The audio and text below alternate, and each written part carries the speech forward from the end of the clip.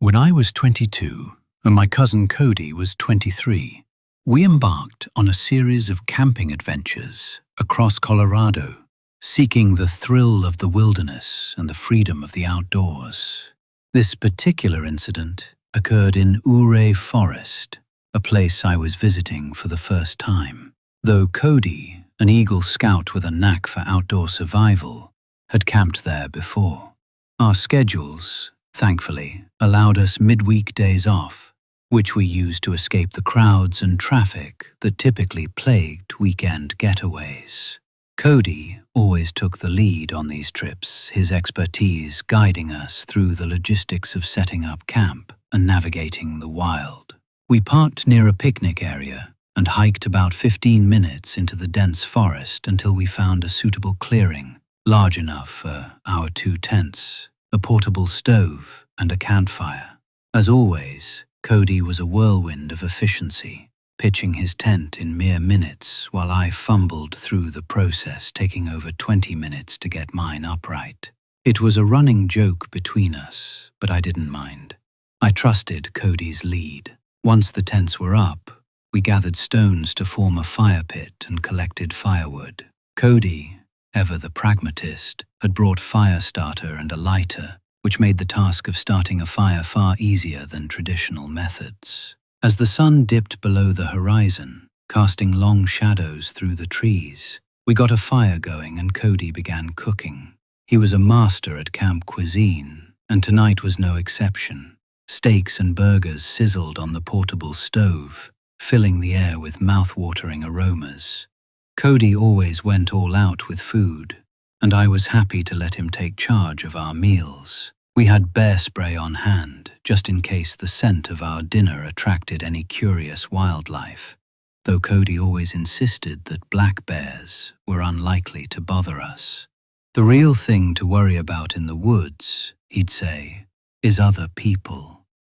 With our bellies full, we cracked open a couple of beers and let classic rock tunes hum from a portable speaker. There's something magical about those moments in the wilderness, sitting by a fire with a good friend, reminiscing about old times, and letting the music carry you away. As darkness settled in, we pulled out a folding table and started playing card games, moving from traditional games to a lively round of Uno. The night felt perfect, the kind of moment you wish you could bottle and keep forever. That sense of peace shattered when we heard it. A faint humming and the crunch of footsteps beyond the glow of our campfire. I paused the music, and the sounds became clearer. Someone was out there, moving through the pitch-black forest. Cody urged me to find the flashlight, but by the time I dug it out of my pack, the noises had faded into the night. I asked Cody if this was something to worry about, and his expression told me everything. "It's definitely unusual," he said, his voice tense. "Who'd be out here this deep in the woods, humming like that?" Even Cody, the seasoned camper, looked shaken. We tried to resume our card game, keeping the music low, but the atmosphere had shifted. The forest, once a comforting backdrop, now felt alive with unseen threats. Then, out of nowhere, a large stick landed in the middle of our campsite with a thud, making us both jump. It hadn't fallen from a tree, it was thrown. Cody leapt to his feet, shouting into the darkness, "Whoever's out there, get a life and screw off!" Footsteps retreated, crunching through the underbrush, but the message was clear. Someone was toying with us. I suggested packing up and moving camp, but Cody shot down the idea. "No way, we're stumbling around in the dark," he said, his tone firm. He reminded me we had bear spray, our closest thing to a weapon, and advised me to keep it by my side in the tent. The night grew heavier with every distant snap of a twig or rustle in the trees, sounds no animal would make. It was obvious now. There was at least one person out there, maybe more, lurking just beyond our firelight. Eventually, we had to sleep. Cody suggested we take turns keeping watch to ensure no one crept into our camp to steal, or worse. He volunteered for the first shift, planning to stay up with a book. Exhausted and rattled, I crawled into my tent, zipped myself into my sleeping bag, and drifted into an uneasy sleep. I woke with a start, disoriented in the cold, dark tent. Something had roused me, but my foggy brain couldn't place it.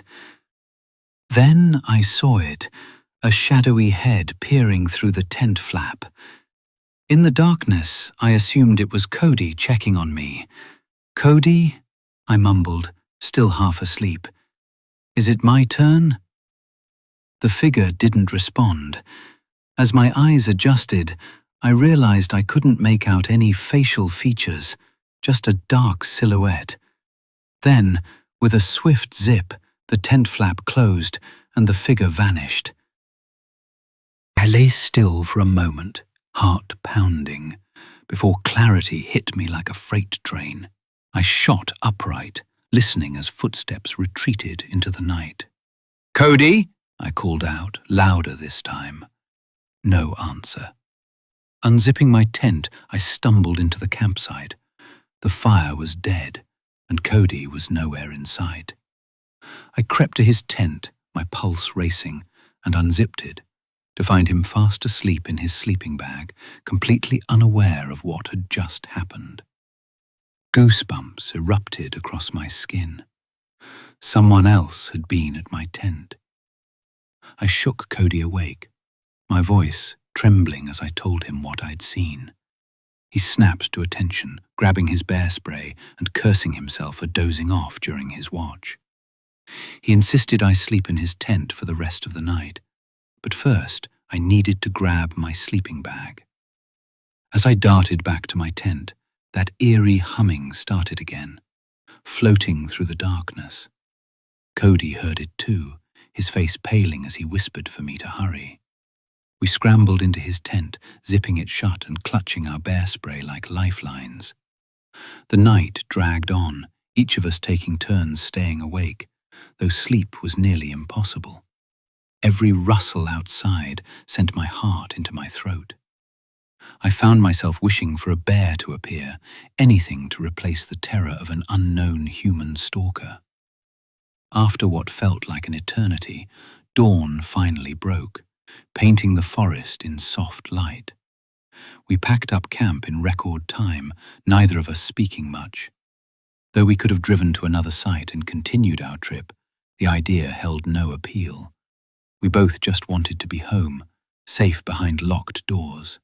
It's been 6 years since that night, and Cody has tried to coax me back into camping a few times, but I've never returned to the wilderness. The image of that faceless head peering into my tent haunts me, a nightmare etched into my memory. I don't know who was out there or why they targeted us, but the fear of what could have happened keeps me far from the woods. People, as Cody always said, are the real danger in the wild, and I learned that lesson the hard way.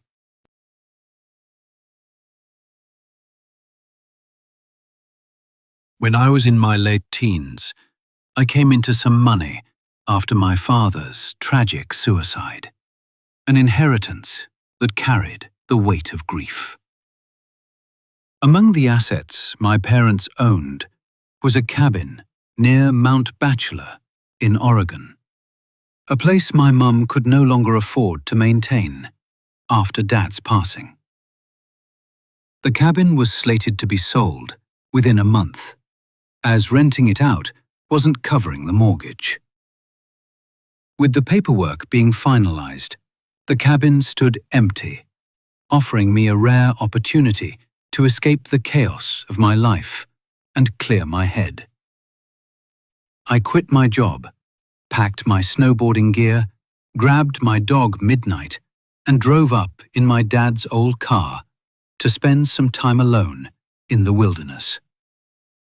The first 2 days were blissful in their simplicity.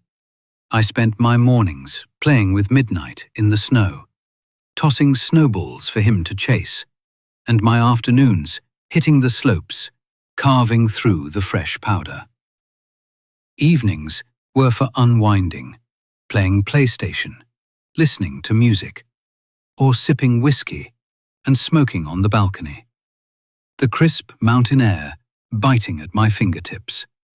I'd stocked up on food, cigarettes, and liquor, so I had no need to venture out except for snowboarding. With Midnight's company and the cabin's cozy isolation, I felt a sense of peace I hadn't known in months. The cabin was a 2-story retreat, nestled among towering pine trees, with the nearest neighboring cabins a block away and the rest of civilization a mile off. The bottom floor housed a living room, a small kitchen, and a guest bedroom, while upstairs held 2 bedrooms and a walkout balcony attached to the master bedroom. I stuck to the living room, kitchen, and master bedroom, keeping the other rooms' doors closed, their contents irrelevant to my temporary stay. On the 3rd day, a heavy snowfall kept me indoors, and that's when things took a turn. Around midday, while playing with Midnight outside, I noticed footprints in the snow, circling the cabin. They looked fresh, no more than 20-30 minutes old, despite the ongoing snow. They led away from the cabin toward the denser part of the forest, where the trees grew thick and dark. I brushed it off, rationalizing that maybe someone was staying in one of the nearby cabins, a recluse like me. Still, the discovery left a faint unease in my chest. That night, as I lay in the master bedroom with Midnight curled up beside me, his ears suddenly perked up. He leapt off the bed and bolted downstairs to the living room, his movements frantic. I froze, straining to listen in the silence. After a few minutes, he raced back upstairs, doing his potty dance, a clear sign he needed to go outside. Reluctantly, I grabbed his leash and took him to the driveway, but instead of peeing, Midnight pulled toward the dense trees where I'd seen the footprints earlier, then sniffed the side of the house, staring up at the roof. His behavior was off. He sat and stared into the darkness, refusing to budge. Unnerved, I dragged him back inside and headed upstairs. About half an hour later, as I lay in bed, I heard it. 6 distinct heavy steps on the roof, like a man's deliberate stride. My heart raced. I tried to convince myself it was a pine cone falling or an animal scampering across, but the steps were too measured, too human. Midnight heard it too, rushing to the balcony's screen door, pawing to be let out. I wasn't about to ignore my instincts, but I told myself I was tough enough to handle whatever this was. Grabbing my coat, shoes, cigarettes, and a flashlight, I stepped onto the balcony. The cold hit me as I lit a cigarette, scanning the roof with my flashlight. Nothing. The snow was undisturbed, no footprints or marks. My mind raced. Had I imagined it? Was Midnight feeding off my paranoia? I stayed outside, letting my eyes adjust to the dark, staring at the stars and the silhouetted pines. Then I saw it. In a tree about 20 feet from the balcony, slightly taller than the cabin, a figure crouched between 2 branches. It was unnaturally tall, 8 or 9 feet, and gaunt, with freakishly long, pale arms stretched above its head, gripping the branch above. Its mouth hung open, expressionless, like a void. My breath caught in my throat. Was this real? Midnight began pacing behind me, letting out soft barks, his attention fixed on the same spot. The figure didn't move, frozen in its eerie perch. I debated shining my flashlight directly at it, but a primal fear screamed at me not to. Slowly, I backed inside, pulling Midnight with me. I locked the door, shone the light toward the tree. Nothing. The figure was gone. My hands shook as I shut the curtains and retreated to bed, trying to convince myself it was a trick of the dark. Hours later, a new sound jolted me awake. Light, tapping on the balcony's glass door, like fingers, rapping, softly, but persistently. It continued for nearly an hour, unrelenting. Midnight stared at the door but wouldn't approach it, his body tense. A strange feeling washed over me, like an invitation to open the door, but my dad's voice echoed in my mind. Fear the living, not ghosts. They're the ones who can hurt you. I stayed put, clutching the blankets, willing myself to stay calm.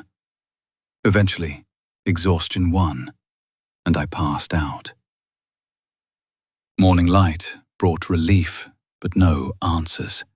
I packed my things as quickly as I could, midnight trailing close behind.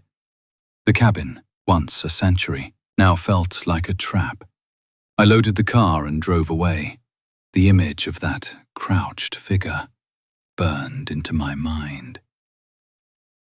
I never returned to the cabin, and the sale went through soon after. To this day, I don't know what I saw, human, animal, or something else entirely. But the memory of that night, and the tapping on the glass, still sends chills down my spine. I'll never stay alone in the wilderness again.